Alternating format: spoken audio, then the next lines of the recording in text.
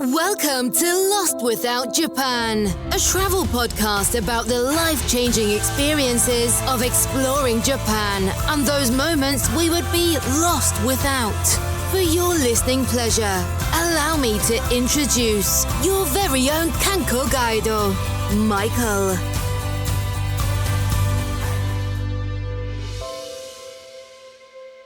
Welcome to a special Lost Without Moments bonus interview episode.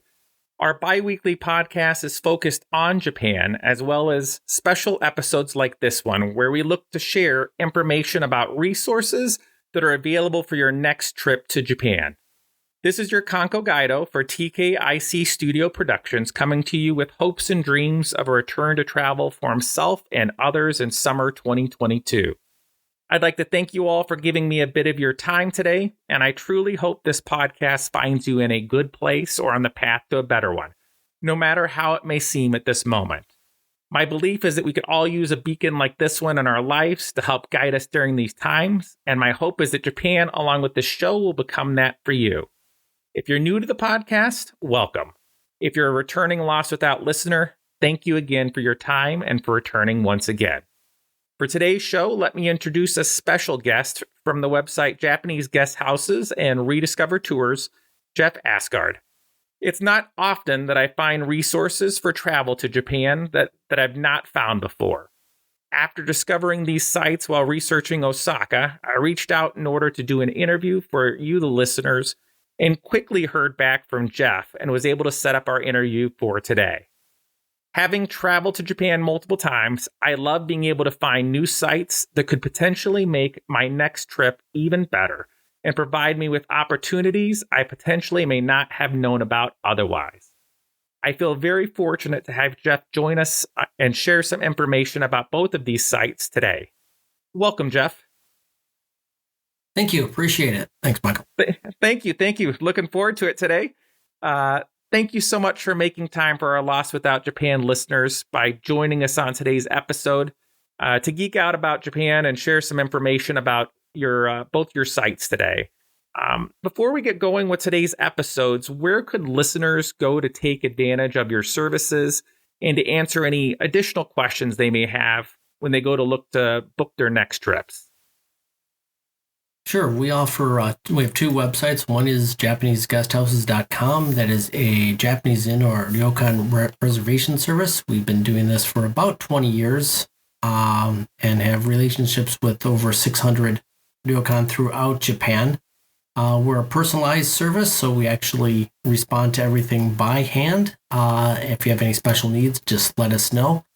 The other website is a rediscovertours.com, and that is a custom trip service where we go, we listen to people, we figure out what they want, what they're looking for.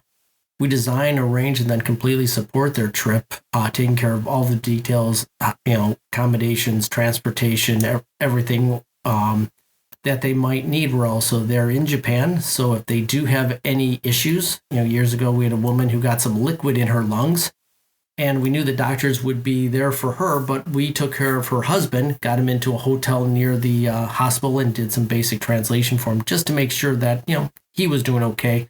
She was fine and was able to fly a week later, but it's still, I think it's just nice to know that you're not alone in Japan, especially when, really some bad things happen. And hopefully we never have to do that again, because it's not, we want to take care of everybody, but, rather not have people wind up in the hospital. Yeah, it's especially when it's like that trip that may be their once in a lifetime trip. You want them to be able to make the most of it for sure. So exactly, it was at the very end of their trip though, so that was good. That's like if you're gonna have it, like definitely. I said don't want it at all, but yeah, it's better if it's at the end. And Jeff, so definitely. Much. I know we were talking just a little bit before we started recording here. And I love getting a chance for people to share a bit about themselves before we go into the sites themselves. Anything that you'd like to share about yourself, like both with your company, anything that you may want to share, about those. This is your time. Okay.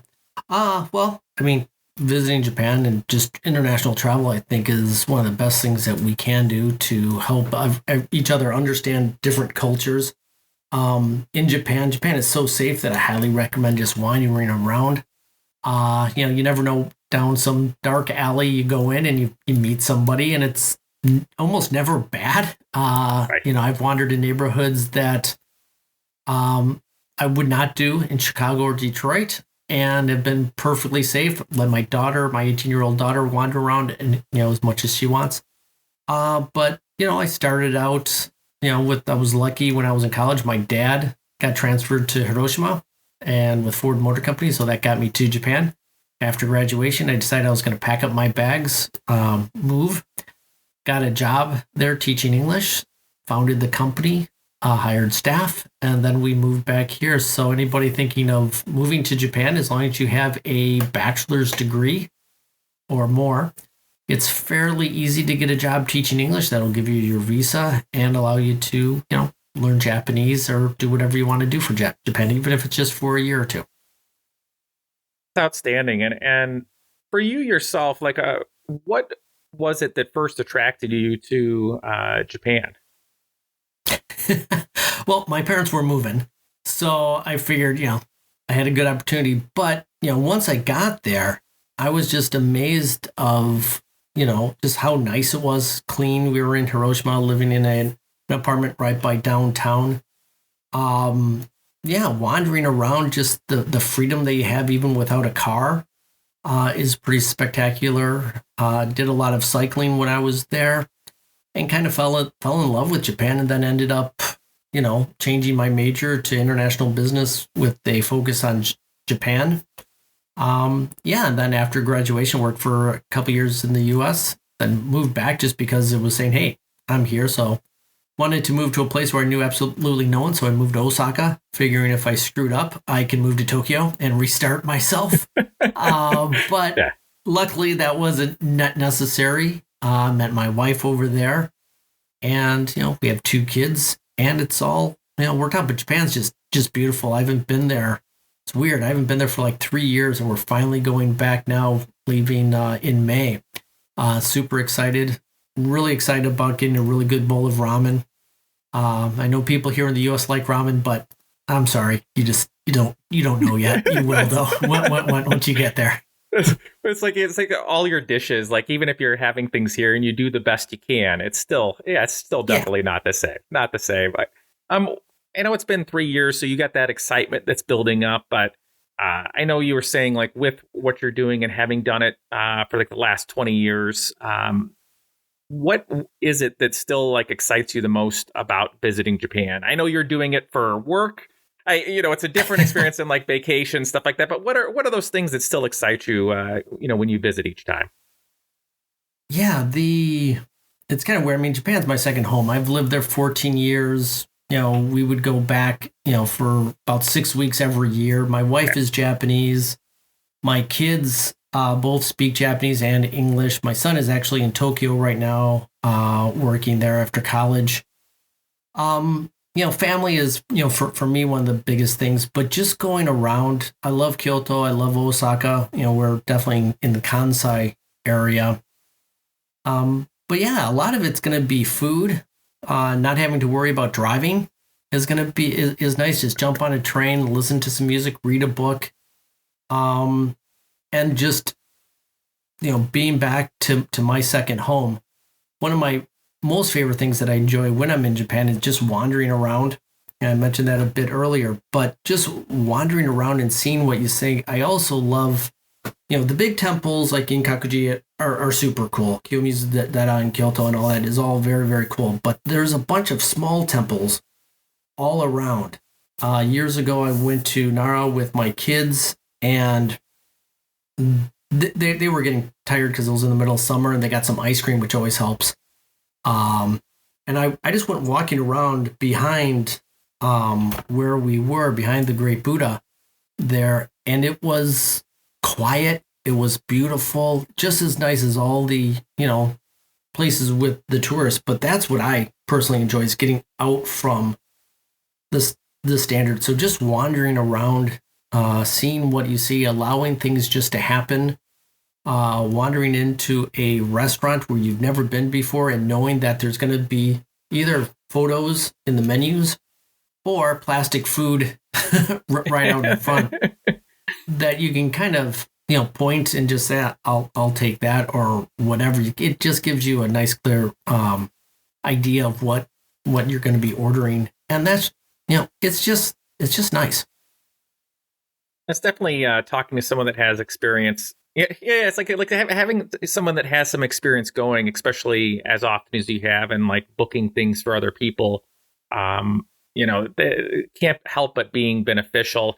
And I know, like, utilizing your service, not only just the Japanese guest houses, but like the Rediscover tours, especially if it's someone's first trip, or maybe they've had a trip that wasn't all that they thought it would be, and looking to make that next one even better. Because it ranges for things here. But besides doing, taking advantage of the services you have, do you have like a travel hack for Japan that you would give to somebody just to help, make their trip a little better? Yeah, give yourself plenty of time just to, as I said before, wander. Walk into a restaurant that you have no idea what they're gonna give you. Try it. If you don't like it, that's fine. There's a 7-Eleven or convenience store bakery down the street. That's true. Within a few minutes of walk. Also, definitely stay at a ryokan, at a Japanese inn, at least one night. That'll be, for most people, that's going to be your splurge night. You'll get an amazing kaiseki dinner, full multi-course dinner. You'll like some of the things, you won't like other things. Once again, no problem. You just, there'll be enough rice and there's plenty of food. But just that experience, sit there, enjoy it. The presentation is usually really, really good. Also, take that hot spring bath. I know it's weird for Americans to bathe, to take that bath, but it is a bath, so you have to wash completely, and everybody is naked, so you're washing, and it's divided by gender in most cases. Rinse off really well, and just soak in that tub. Just enjoy that. If you're going in August, that's going to be a bit more complicated. But, if you're going in the winter or in cooler months, that's definitely, no matter what, even if there's not a hot spring or an onsen, definitely go to a ryokan. There's also other accommodations, just Shukubo, which are going to be Buddhist temples like on Mount Koya. Shirakawago has the Gashotsukuri accommodations, which are the thatched roof houses. And there's just all of these unique ryokan, and each ryokan is a bit different. And some of them are extremely old. I think our oldest was founded in 749 or something like that.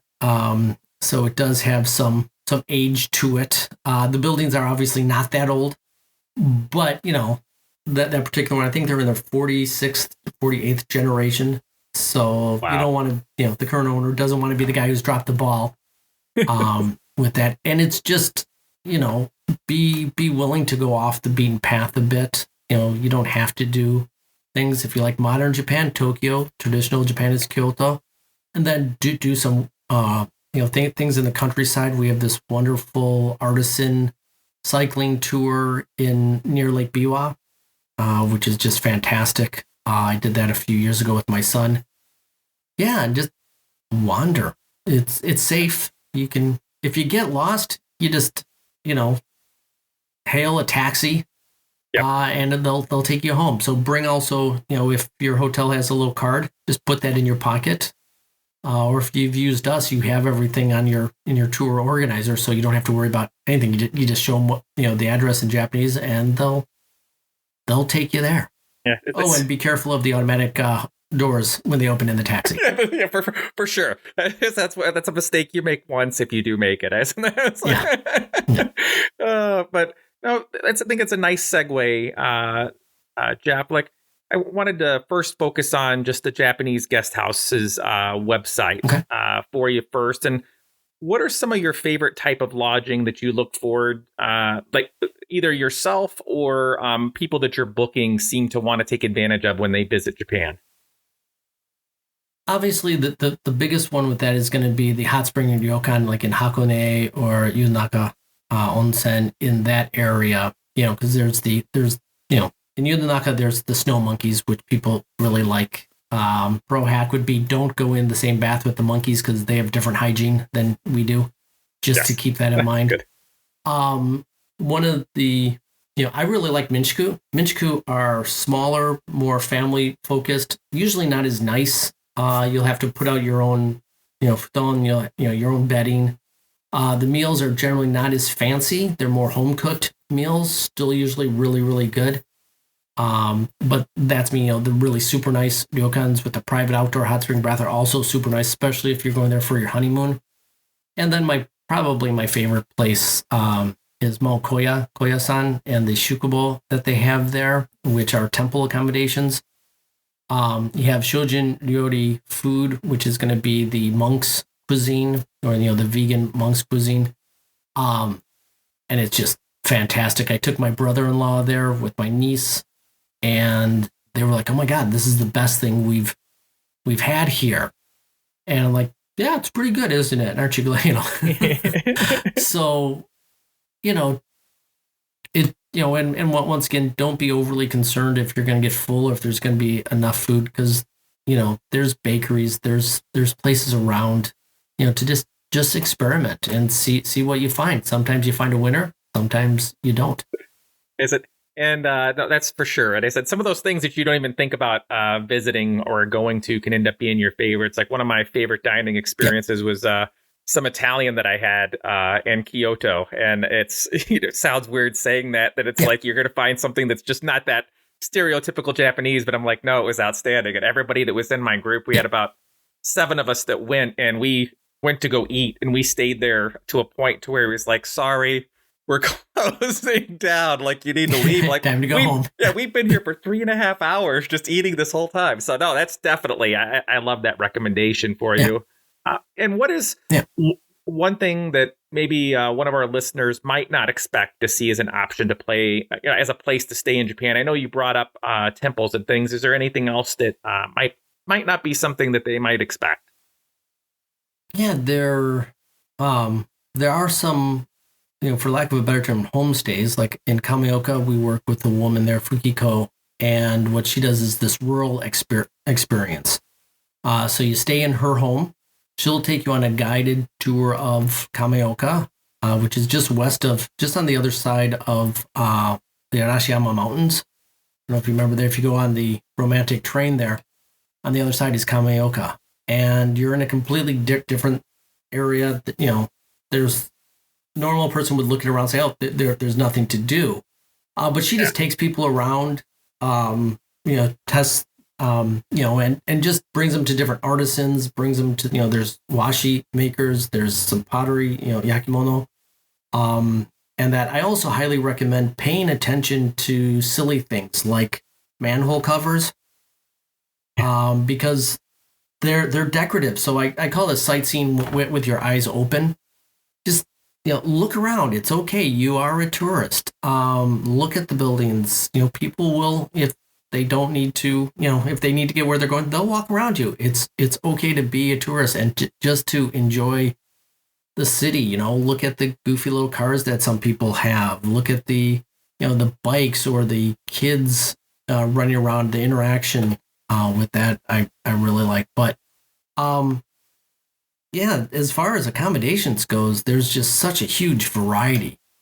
There's nice hotels. There's even that Godzilla hotel in Shinjuku in Tokyo, where you can, he's like coming out of the roof, and people have stayed there. And there's just a lot of variations. Personally, I like more ryokan, but you can also overdo the ryokan experience.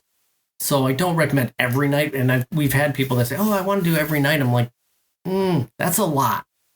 And it's just too much. And, having the meals, the full course meals, I always tell them, it's like having Thanksgiving dinner 2 days in a row. First day, it's amazing. Second day, not so much. So just, keep these full course. It's okay to go, have some just udon, so just some noodles for dinner or lunch. Could not agree more. I said it's one of those things I kind of bring up when I'm talking to people too. It's just like your sleep is important too, and just having like your own space at times, and like a nice comfortable bed can make all the difference in, your trip 100 times over. Oh yeah. And Definitely. So one or two nights. Yeah. Oh, for sure. And Jeff, so like the listeners that reach out to the show, they have a huge range of budget. So I could see somebody being like concerned if they're trying to just make it to Japan. What are some things that your site may offer more of like a budget traveler? Well, for Japanese guest houses, I think our cheapest right around 7,000 yen per person per night. And then it goes up from there. So that's not bad. For Rediscover tours, we are focused more on the medium to higher end. We start out at about, for 1 week, right around 3,000 per person as a budget with accommodations, transportation, and that. There are other options for making things less expensive. Be careful not to, if you are making your own hotel arrangements, don't get too far away from the station. Yes. Because if you are, then you're going to spend a lot more money on taxis or just spending so much time just walking to the station. I think it's a little bit, you can be a little bit away from it, but, a few minutes walk is about all I would recommend. If you're more budget conscious, don't eat at the hotel because it can be good, but it can be expensive. And then don't get your meals with your hotel. With that, it's very convenient, but it will add to the budget. And there's always, as I said before, there's always a convenience store or a bakery or a coffee shop within walking distance, within sight. Most of the time, you just go, and you probably remember in Japan going, I would like a coffee, and you just start looking around for a vending machine. And if you're in the city, more than likely you're going to have one. Or a convenience store, 7-Eleven. And 7-Eleven and those convenience stores also have really good food. Getting the bento box at one of those or the sandwiches, it's good stuff. It's good quality. It's not like here where, it's a dead hot dog on a roller. It's actually a really good meal. And I eat at convenience stores all the time. When I'm in the U.S., I don't think I've been to a convenience store in the past 3 years or 4 years, just because it's not the same. It's not the thing for me. Yeah. Not at all. I would agree with you 100 times over with that. And this will kind of transition over to our other two, but in that same thing, then on the opposite, opposite end of that spectrum, we have people that they're thinking this is going to be their once in a lifetime trip to Japan. Not everybody's going to be going for their 5th, 6th, 7th trip, So if they were looking to really make the most of it, what are some deluxe options that you might offer? For that, we for accommodations, we tend to splurge on the ryokan, on the hot spring ryokan. Getting a room there that has, possibly a outdoor hot spring bath, beautiful views, nice rooms, a really good meal. I highly recommend that. We also work with travelers who want to do, if they want to have a Michelin-starred restaurant reservations, we'll work at that. Geisha reservations. We have, our biggest thing is that it has to be authentic. Yes. Meaning I don't want this super touristy thing where it's like this factory. It can be fun, don't get me wrong, but, we're really focused on authentic. So any of the tea ceremonies that we do, they're going to be in a machiya or in a tea house with a tea master dressed in a kimono. Take about, an hour to 70 minutes or something. You have actual tea bowls, not just, whatever they have lying around. And just to get that authentic feeling. And for me, the authentic feeling comes from having that service from somebody who really likes what they're doing, who is into it, who actually is a tea master. Or if you're going for, we have samurai kenbu, which is this art that it's kind of like how samurai would prepare for war. So it's this dance to poetry. And you can tell they're just really having a good time. They're serious about what they're presenting. It's not a factory sort of, okay, next, here you go. Here's that next. Here's your bib. It's all as real as we got. And we tend to be hypercritical Also, private guides are fantastic. Yes.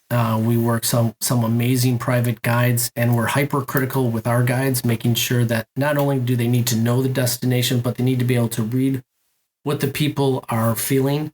So if they bring them to another beautiful temple and the client's eyes are just kind of glazed over, because that can happen. Yes.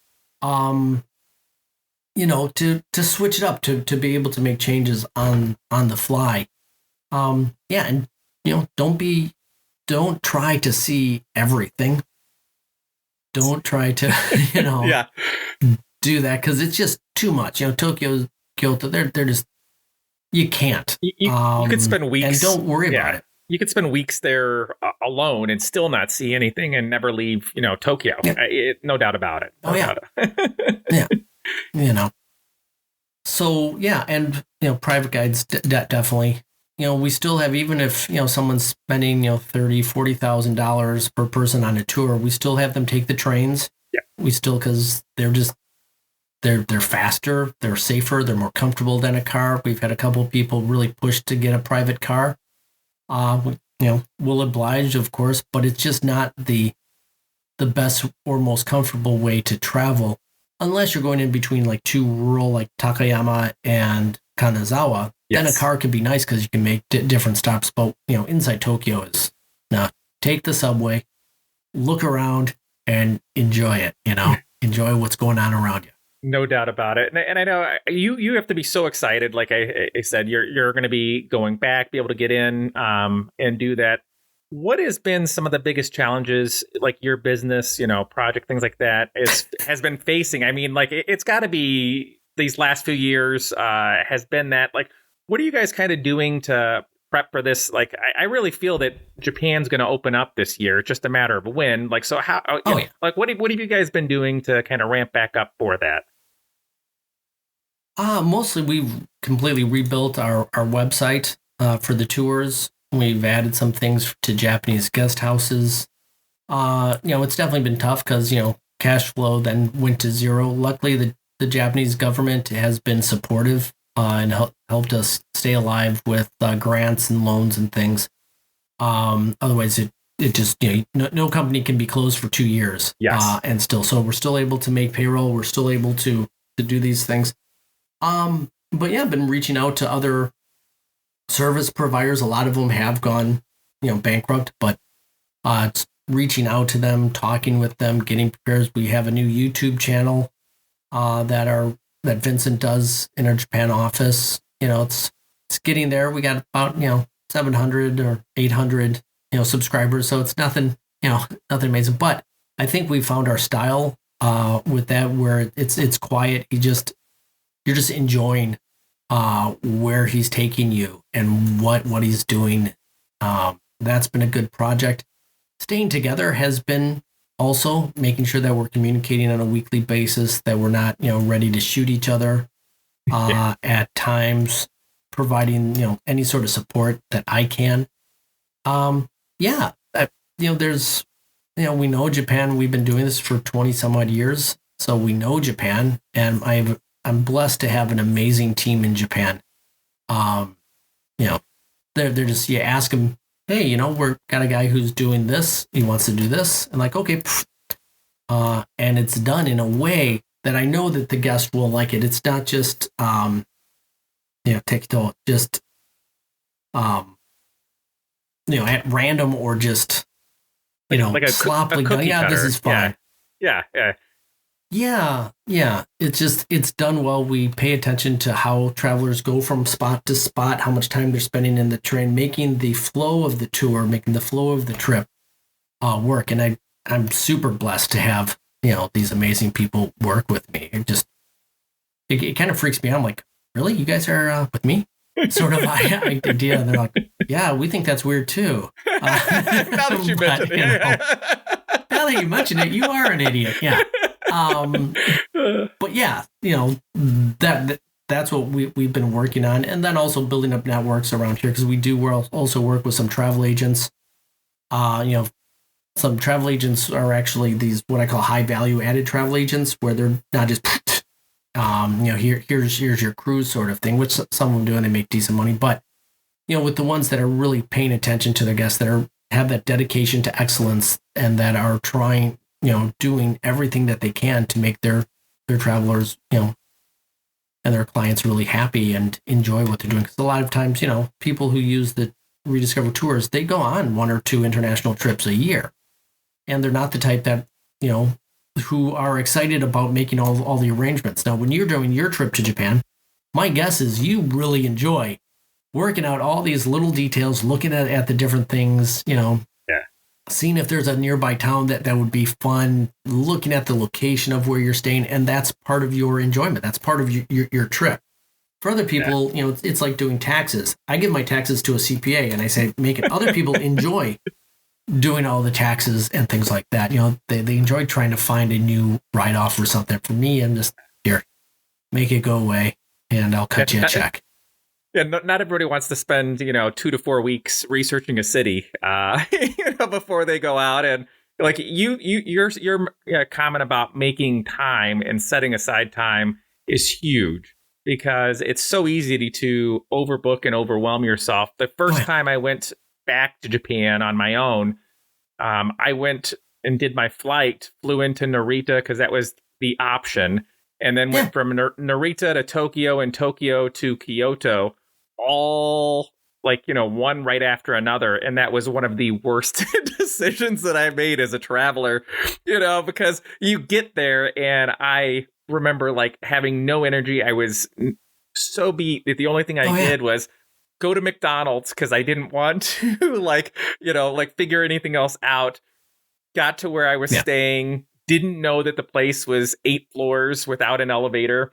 Got to the top, put all my things down, had a couple fries, and I think I passed out on the futon without maybe even putting it out. So yes, that's I could not agree with you more on that. And having somebody like yourself and for the services can make sure that what happened to me doesn't happen to them. That's it's a good thing. So and it's one of our rules to not let people do what you did. It's just it makes a memory, that's for sure. And I'm going to have us, Jeff, it's okay with you, we're going to move on to the Rediscover tours portion. I know we've been hitting on it periodically as we've been talking along back and forth. But what are some of, I was looking through the site itself, and there's quite a bit, way more than I would even have expected, which is one of the reasons I reached out to your site, because there were so many things here. But what are some of the tours that Rediscover, tours offers? Rediscover Tours does everything for them, from the time that you arrive to the time that you leave. So with travelers, we're taking care of really everything that they need. So when they arrive, we send somebody to the airport, pick them up, give them that soft landing. They're tired after a long flight. And you just want to give someone your hand, take me to where I need to go, sort of idea. They get them in, they check them into the hotel, they make any reservations for them that we need for the JR Rail Pass, because that's a great way of saving money if you're a tourist. And then they'll point out a couple here's some places to get some food, so that they don't have to go to the McDonald's down the street. They'll introduce here's a nice udon noodle place. It's simple, there's not a whole lot of flavor, you're fine. Or if you want like kimchi ramen or something like that, the spicier noodles, then, here's a spot for you. For me, I always, I almost exclusively on the day I arrive, get udon. Just the udon noodles, the simple fat udon noodles, because it just goes down well with that. But we also then will, the hotels that we have, we try to get them into, our basic theory is to get you in a good location, in a room that's a slight step up room, not the top, not the bottom, depending on what you're doing, but not the the one next to the ice maker or the that idea. We want to make sure that they're in a decent room. And then if they have a private guide, send that out to them, or any activities. If they want to do a walking back alley tour, we'll for food that we'll set them up there, or to go to Tsukiji Market, the old outer market, but the fish market in Tokyo. So sometimes I forget what people know and what people don't know about Japan. Tsukiji for me is just a common thing that I think everybody knows, but I realize it's the old fish market, the outer market that they have. They recently moved it. Yes. But, those sorts of places, letting them know what time they should go to these places, and then giving them basic advice on, I want to go to this place. Is it worth it? It's like, it looks, it has 4 good angles, but that's about it. If they want to go to Ghibli Studios, we'll do our best to get them tickets for that. And we'll also, sumo wrestling, baseball games people like to go to because it's just so different than what we have here in the States. And then we go back and forth. We talk to them. We figure out 100%. What they want, what they actually want, what they, what things that they can skip. If they're over scheduling themselves, we say, hey, this is fine, but you're going to have these sorts of issues. I want to go to Hokkaido and then maybe do a day trip to Okinawa. And it's like, we're like, no, you can't do that. That's a long flight. Or if they want to go to some really nice beaches somewhere in Nagano. Like, well, they just don't exist. There might be some beaches, I don't know, but I haven't found any. Kind of like how I found some great ones, but that's what we're doing. And then we take care of everything for them. We want to make just make it as easy as we can for them, support them. We give them also a pocket Wi-Fi so that they have internet access, Google Maps, figuring out where to go, and teach them about, some people don't know about Google Translate. Which Google Translate is great because you can hook it up to your camera and point it at things and it'll give you a really rough translation. You do have to know that it's a rough translation. Eastern capital. Yeah. But it's better than nothing. Yeah. It's better than nothing for sure. And you're correct though, because like I have Tom, one of my friends that's joined the show as of more recent, and one of the things he brings to the show is exactly like you're saying, even with the, fish market and things, is you don't know what people do or don't know. And it's easy to start assuming knowledge. And he's always the one to kind of bring out questions and say, hey, Mike, what is this? And I'm like, you're right, Tom. Like, thanks for doing this. So, it is great to have that. And one of the things that really caught my attention when I looked at your site was the book now, pay later option of your site that was being offered. Like, can you tell us a little bit more about that? As COVID, what was coming on, just to give people an opportunity to possibly, book their trip and then not worry about. We didn't want to collect their deposit because as soon as we collect their deposit, then the only thing we really can do is postpone the trip because we have expenses that occurred. The credit cards take some money. Banks take some money and the whole thing. So we just thought that would be a better way of doing that. Since that, we've actually kind of rolled that back a bit because we were setting up all kinds of tours for people. Okay. And then we were thinking Japan was going to open after the Olympics. Yes. Right. Okay. I was there with and then Delta hit and the Omicron hit. And we're like, we just don't know. And I don't want my team just going out, making all these arrangements just to have to then remember to cancel them and possibly putting at risk. We're still talking to people. We're still designing tours. We're still, doing everything we can to get it just to the point of pulling the trigger. But we also didn't want, we had enough trips that we had to postpone when it hit. And, we really didn't want people to be out there. Plus, the yen is kind of going nuts right now. I don't know if you pay attention. Yes, it is. I bought some money for myself already that I put aside to come out for my son and I, because I'm just like, hey, the rates. I'm like, I haven't seen it like this in a long time. So for people are saying it's going to be like 120 or 125. I think it's at 120-ish now. When we started doing this, I was 105. Yes. 110. And it's been constantly bouncing around. I'm not an expert on those things because if I was, that's what I would be doing for a living. And, predicting currency valuations is something that I cannot understand people doing. It's more of a gamble for me, but I'm sure there are people who do well. but we were looking at that. But once again, we're still gonna, we're still talking to everybody. We're still, getting out. Here's the trip you want. What do you think it'll cost? Well, it might be in, we get their budget, and we'll keep it within that budget the very best we can.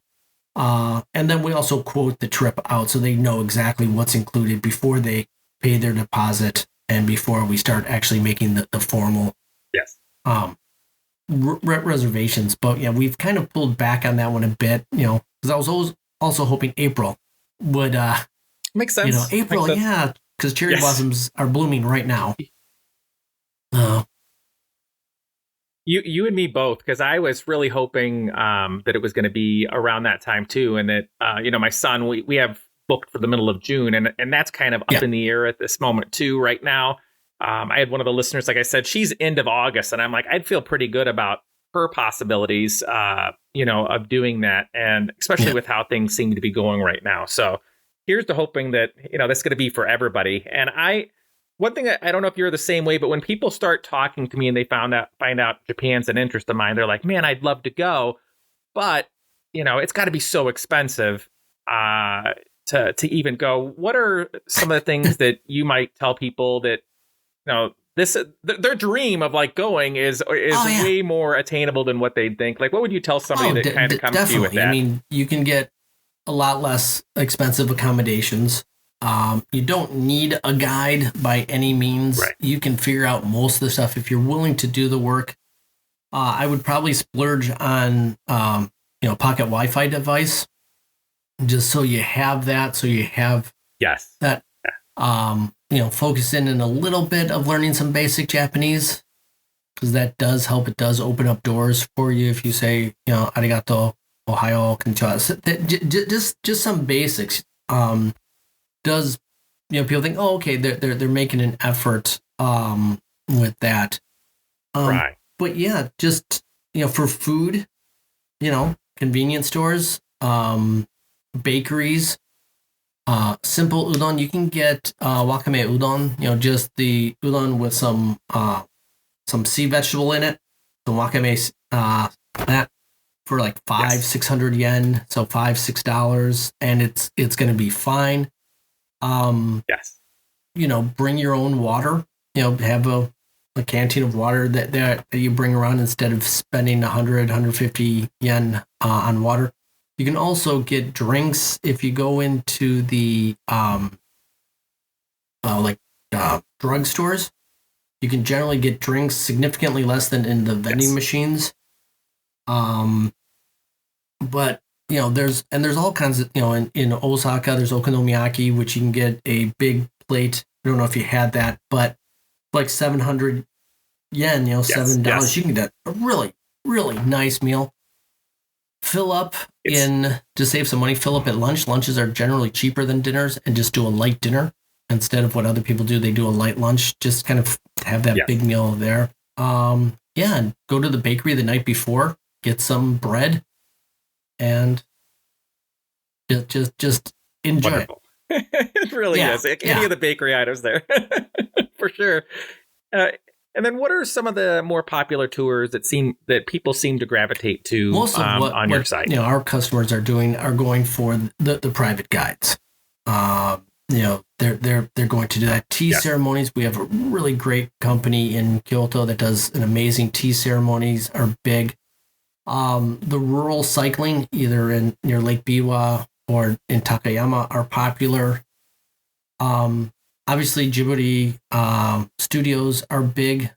Before COVID hit, it was almost impossible to get tickets, to the point where there were people who would that include the ticket in a tour of the local garden and would charge you like 7 times more than what. But they were able. It was included. They would walk you around this area, and then you get, and it almost became the only way to get a ticket. Going into Naoshima is a big one. Naoshima is that art island with the Benesse house is big.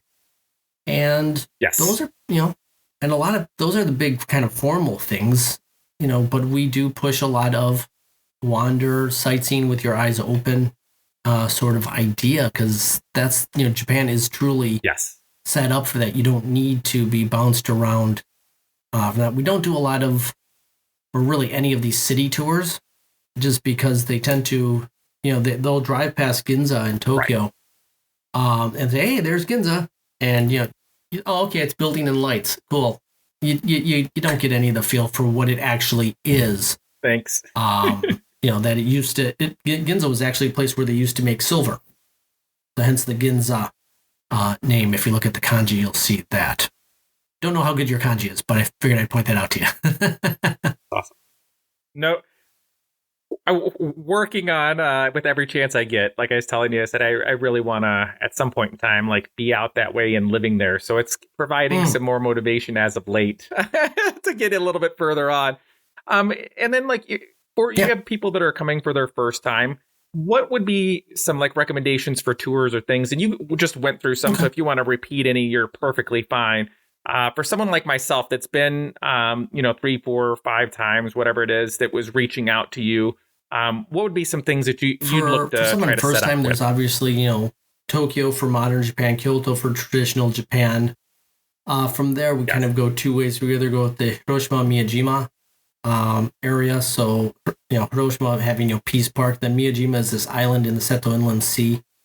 Or up to Takayama, Kanazawa, Shirakawa go. That area tends to be where people get enough of all the different sides of Japan.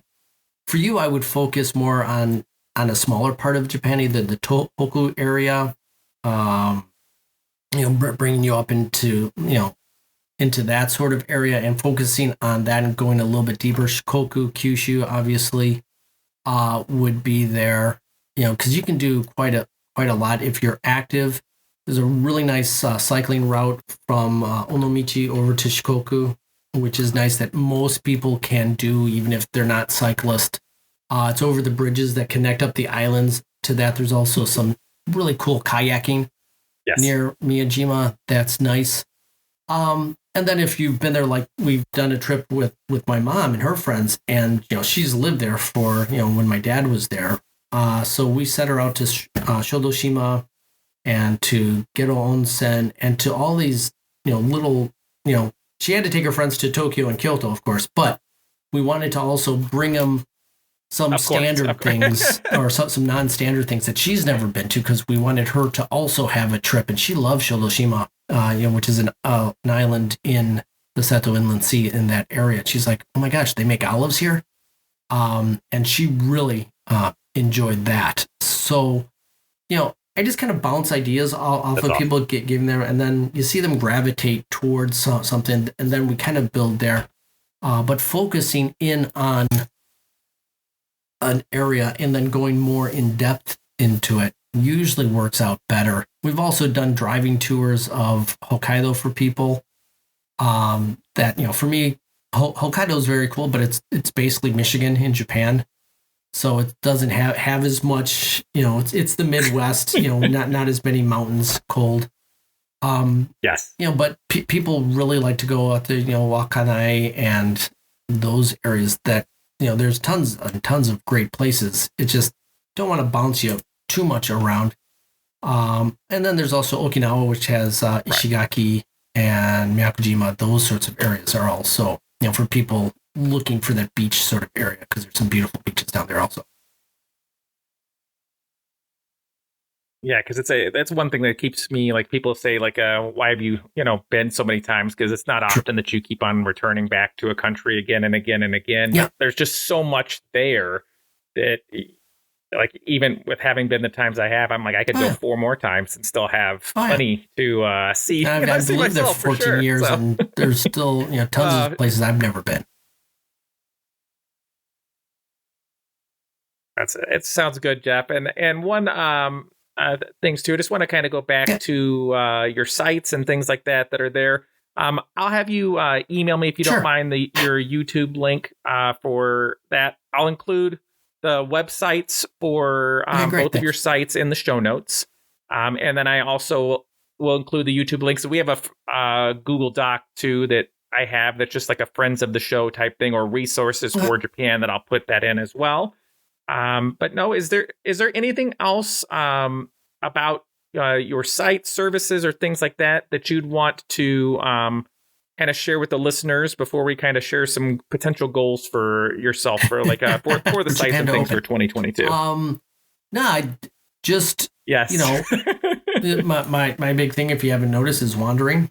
Don't be afraid of making mistakes. Don't be afraid of doing cultural mistakes. As long as you're not a jerk and not an obvious jerk, you don't walk up and just slap people because they said a joke to you. You actually, you're trying to be kind. If people are, Japan has, just like every single country, has their share of jerks and their share of amazingly kind people. And at any time, any one of us could be that person. So just keep that in mind. For sure. And when you're walking through a crowd in like Shinjuku or something, don't make eye contact. Just keep on walking, and that's the best way through the crowd. But for the sites, just go in, explore. Even if Japan's not open, just kind of look at some beautiful pictures, start planning. Don't be afraid to contact us, even if it's closed. We'll do what we can to help you. Start building up your trip. There's no fees or anything for talking with us, for asking questions. It only comes once you've made a commitment to travel with us. With that, if you are making reservations at Japanese guest houses, do your best to be fairly committed, to going, because, the inns are generally family owned, and you don't want to take up a room that they could give to somebody else. Also, a lot of times they will charge cancellation fees. And if you don't pay them, they expect us to pay them. So just keep that in mind, but I mean, they're family run businesses. And, if you have to cancel, just give them a week or so to do, so that they can fill that up hopefully with somebody else, because they've also been going through, COVID has hit the ryokan market super hard. We're lucky that the Japanese government has been very supportive of it, but nobody wants to collect that money. We want to go out and do, the ryokans want to do what they do. They want to serve people. They want to go and I also recommend getting off the beaten path a bit, but being prepared for what that actually means. It does mean longer travel times. It does mean less English. It does mean, less luxury possibly. But yeah, that's about it. Jeff, thank you so much for joining us on today. I super appreciate you making out the time. And I got to tell all the listeners, if they're reaching out to me as quickly as they are, and I'm just doing, like a podcast, imagine like if you're actually, looking to book or take advantage of that. Jeff and everyone that I've talked to has been nothing but a pleasure to talk to. So, definitely wanted to get this resource out to you all, because again, the more resources you have, the more opportunities you have, and the better your trip is going to end up being. Thank you. So, thank you again. Japan opens soon. That's my only goal for the business. Can't wait. So, that's like, perfect goal. I was like buying money, like I say, like we're speculating, because I'm just like, okay, I don't speculate. Yeah. I know it's eventually going to go back down, so I'm taking advantage of it. like I'd like to take this money that's doing nothing for me and just basically monopoly money while I have it in the States and use it for, like for my son and I. Good food. It'd be crazy. Great. So, but on behalf of Lost Without Japan and the entire crew, I'd like to thank you for joining us today for this interview. We look forward to seeing you on board again for our next regularly scheduled episode as we continue our discussion on Japan, travel, cultural, and your Lost Without moments. So to everyone out there, Ogenki day. Stay well, my friends. Ogenki day. Thank you.